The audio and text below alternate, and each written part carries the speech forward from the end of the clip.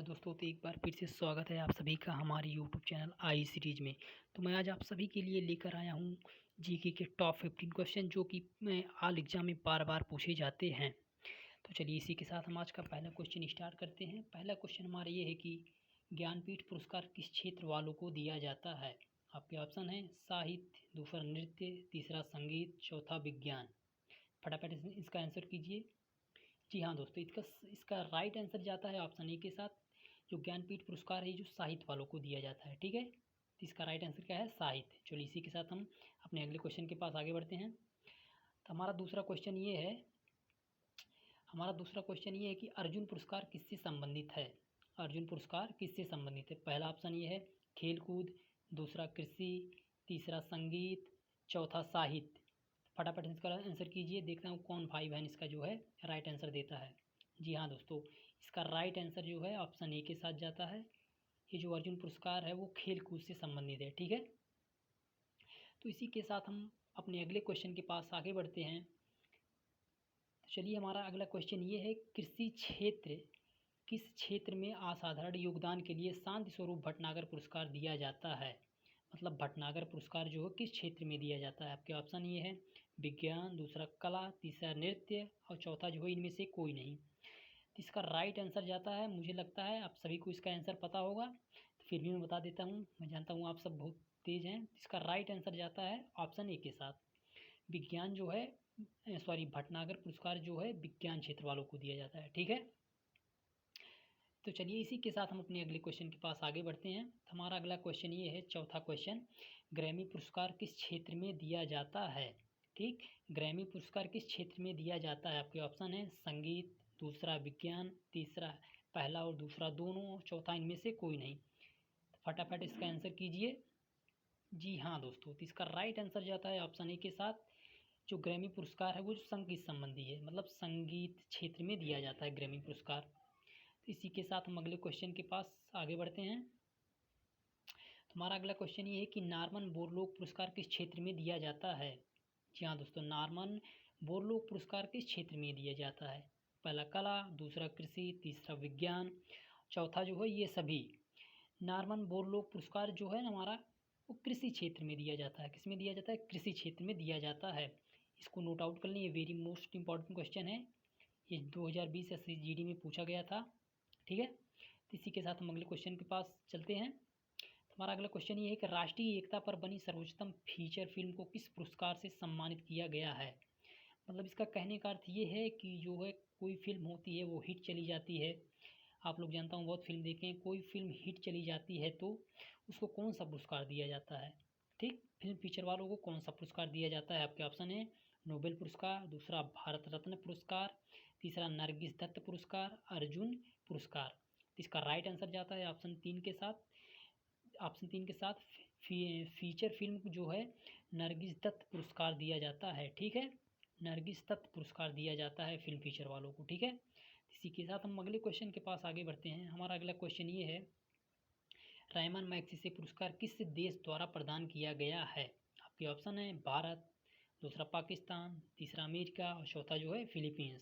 ठीक, इसका right answer जाता है ऑप्शन 4 के साथ। फिलीपींस जो है एक देश है। ये फिलीपींस जो है देश जो है रायमन मैग्सेसे पुरस्कार देती है, ठीक है। इसके द्वारा दिया जाता है, फिलीपींस देश द्वारा रायमन मैग्सेसे पुरस्कार दिया जाता है, ठीक है। तो इसी के साथ हम अपने अगले क्वेश्चन के पास चलते हैं। हमारा अगला क्वेश्चन ये है, पुलित्जर पुरस्कार किस क्षेत्र वालों को प्रदान किया जाता है। आपके ऑप्शन है पहला पत्रकारिता, दूसरा खेलकूद, तीसरा एक और दो दोनों, चौथा जो है इनमें से कोई नहीं। जी हाँ दोस्तों, आपने सही जवाब उत्तर दिया। इसका राइट आंसर जाता है ऑप्शन ए के साथ। जो है पुलित्जर पुरस्कार जो है वो पत्रकारिता क्षेत्र में दिया जाता है, ठीक। इसी के साथ हम अपने अगले क्वेश्चन के पास चलते हैं। हमारा अगला क्वेश्चन ये है कि कलिंग पुरस्कार किसको दिया जाता है। वेरी मोस्ट इंपॉर्टेंट क्वेश्चन, इसको आप लोग नोट आउट कर लें। वेरी मोस्ट इंपॉर्टेंट क्वेश्चन, ये जो बार बार क्वेश्चन परीक्षा में पूछे जाते हैं। तो इसका ऑप्शन ये है, पहला जो ऑप्शन है हमारा भारत को लोकप्रिय बनाने के लिए, दूसरा जो विज्ञान को लोकप्रिय बनाने के लिए, तीसरा साहित्य को लोकप्रिय बनाने के लिए, चौथा जो है इनमें से कोई नहीं। मुझे आशा है कि आप सभी को इसका आंसर पता होगा। जी हाँ दोस्तों, इसका राइट आंसर जाता है ऑप्शन 2 के साथ। जो कलिंग पुरस्कार हमारा है, ये जो विज्ञान को लोकप्रिय बनाने के लिए दिया जाता है। ठीक है, इसी के साथ हम अपने अगले क्वेश्चन के पास चलते हैं। हमारा अगला क्वेश्चन ये है कि किन उपलब्धियों के लिए ग्लोबल 500 पुरस्कार दिया जाता है। ये 500 पुरस्कार मत समझिएगा कि मतलब कि जो है ग्लोबल 500 पुरस्कार दिया जाता है। ये 500 नहीं, ये नाम है पुरस्कार का। ग्लोबल 500 पुरस्कार प्रदान किया जाता है किस क्षेत्र में। पहला ऑप्शन है चिकित्सा, दूसरा पर्यावरण, तीसरा विज्ञान प्रतिरक्षा, चौथा ये सभी। इसका राइट आंसर जाता है ऑप्शन 2 के साथ, जो है ग्लोबल 500 पुरस्कार जो पर्यावरण प्रतिरक्षा के क्षेत्र में दिया जाता है। ठीक है, तो हम इसी के साथ अगले क्वेश्चन के पास आगे बढ़ते हैं। हमारा अगला क्वेश्चन ये कह रहा है कि धन्वंतरि पुरस्कार किस क्षेत्र में प्रदान किया जाता है। आपके ऑप्शन है संगीत क्षेत्र, दूसरा चिकित्सा क्षेत्र, तीसरा ये दोनों, चौथा जो है इनमें से कोई नहीं। धन्वंतरि पुरस्कार किसको दिया जाता है, फटाफट इसका आंसर कीजिए। देखता हूँ कौन भाई बहन जो इसको सबसे पहले करता है। जी हाँ दोस्तों, तो इसका राइट आंसर जाता है ऑप्शन 2 के साथ। ऑप्शन 2 के साथ धन्वंतरि पुरस्कार जो है चिकित्सा क्षेत्र वालों को दी जाती है। ठीक, इसको नोट आउट कर लें, ये भी मोर इम्पॉर्टेंट क्वेश्चन है। ठीक है, इसी के साथ हम अपने अगले क्वेश्चन के पास आगे बढ़ते हैं। तो हमारा अगला क्वेश्चन ये कह रहा है सरस्वती सम्मान किस क्षेत्र में दिया जाता है।